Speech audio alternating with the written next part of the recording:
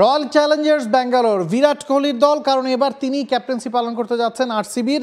কারণ ফাফ দু প্লাসিকে তারা রিটেন করেনি, ফাফ দু প্লাসিকে তারা বেস প্রাইজেও দলে ভেরায়নি। এর মানে হচ্ছে যতটুকু শোনা যাচ্ছে বিরাট কোহলি আরও একবার ব্যাঙ্গালোরের দায়িত্বটা পালন করবেন। সবচেয়ে সমর্থক পুষ্ট দল যদি ব্যাঙ্গালোরকে বলা হয় ভুল বলা হবে না, কখনো তারা ট্রফি জেতেনি এবং এই দলটার ফ্যান বেজ যথেষ্ট শক্তিশালী। এবারের নিলামটাও ওই ফ্যান বেজ অনেক মনোযোগ দিয়ে দেখেছে। তারা কি শুধুমাত্র এবারের নিলামেও ব্যাটিংয়ের উপর ভরসা করবে, না বোলিংটার ওপর একটু ভরসা করা যায়? নিলামে তারা 83 কোটি রুপি নিয়ে বসছিল, কারণ বিরাট কোহলি, রাজত পাতিদার এই দুই ক্যাপ ক্রিকেটারের সাথে ইয়াশ দায়ালকে আনক্যাপ ক্রিকেটার হিসেবে রিটেন করেছিল রয়্যাল চ্যালেঞ্জার্স ব্যাঙ্গালোর, এবং তাদের কাছে 83 কোটি রুপি ছিল এবং তারা চেষ্টা করেছে বোলিংটাকে শক্তিশালী বানাতে। Double million offer, Walton fridge কিনে পেতে পারেন 20 লক্ষ টাকা, রয়েছে কোটি কোটি টাকার নিশ্চিত উপহার। কতটুকু সফল হয়েছে সেটা যদি আমরা তাদের এবারের আইপিএল নিলামের কার্যাবলী দেখি হয়তো কিছুটা বুঝতে পারবো। জশ হেজেলউড 12.5 কোটি রুপিতে তাকে দলে ভিড়িয়েছে, সবচেয়ে বেশি টাকা হেজেলউডের পেছনে তারা খরচ করেছে। আমরা যদি ভুবনেশ্বর কুমারকে দেখি, মোহাম্মদ সিরাজকে তারা ছেড়ে দিয়েছে এবং ভুবনেশ্বর কুমারকে ওই জায়গায় দলে নিয়েছে তার এক্সপিরিয়েন্সটাকে কাজে লাগাবার জন্য। Philip Salt, Liam Livingstone, Tim David, 3 জন বিধ্বংসী ব্যাটসম্যান এই দলটাতে আছে। এবং ব্যাটিংয়ের দিক থেকে এই দলটা সবসময়ই যারা হাই স্ট্রাইক রেটে ব্যাটিং করতে পারেন তাদেরকেই দলে ভিড়িয়ে থাকে, সেই কাজটা তারা এবারও করেছে এবং কিছু ইউটিলিটি ক্রিকেটারকে তারা দলে ভিড়িয়েছে। রাশিক সালামকে 6 কোটি রুপিতে, ক্রুনাল পান্ডিয়াকে প্রায় 6 কোটি রুপিতে, সুয়াস শর্মাকে তারা দলে ভিড়িয়েছে।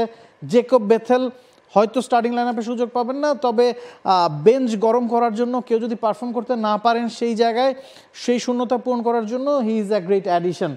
এছাড়া Nuwan Thushara, Romario Shepherd, Lungi Ngidi, 3 জন পেসার আছে ব্যাকআপ হিসেবে। জশ হেজেলউডের, রোমারিও শেফার্ড টিম ডেভিডের ব্যাকআপও হতে পারেন যেহেতু তিনি অলরাউন্ডার। এছাড়া দেবদত্ত পাদ্দিকালকে তারা একেবারে শেষ মুহূর্তে বেস্ট প্রাইজে দলে নিয়েছে, যিনি হয়তো ইম্প্যাক্ট ক্রিকেটার হিসেবে রয়্যাল চ্যালেঞ্জার্স ব্যাঙ্গালোরের একাদশে থাকবেন বা একাদশের বাইরে থেকে একাদশে ঢুকে যাবেন। আমরা সম্ভাব্য একাদশ যদি দেখি, Virat Kohli, Phil Salt, Rajat Patidar, Liam Livingstone, Jitesh Sharma, Krunal Pandya, Tim David. Heavy batting order, heavy batting line up, যেখানে বিরাট কোহলি অ্যাঙ্কর রোলটা প্লে করলে তার চারপাশে হাই স্ট্রাইক রেটে ব্যাটিং করার মতো যথেষ্ট ক্যাপাবিলিটি এই দলটার আছে। Rajat Patidar, Livingstone, Tim David, Phil Salt সবাই কিন্তু প্রায় 150 স্ট্রাইক রেটে ব্যাটিং করতে পারেন বা তার চেয়ে বেশি স্ট্রাইক রেটে ব্যাটিং করতে পারেন। জিতেশ শর্মার রোলটা খুব গুরুত্বপূর্ণ হতে যাচ্ছে, মিডল অর্ডারের স্টেবিলিটিটা হয়তো তিনি এনে দেবেন।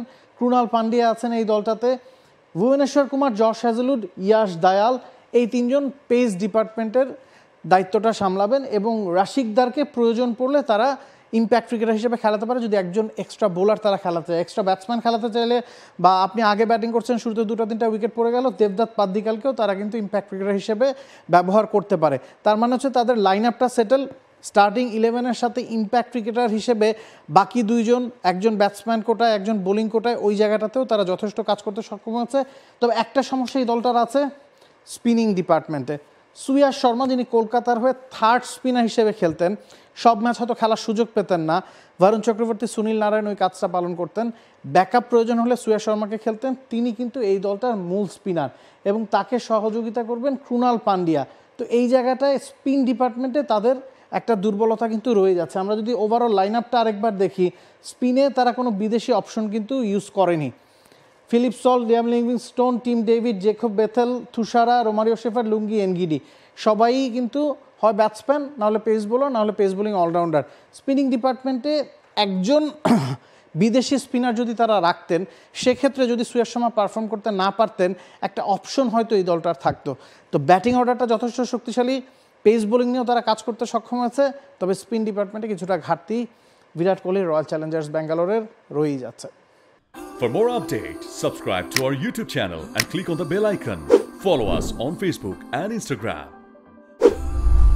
Download T-Sports app to enjoy exciting games and highlights. Visit tsports.com.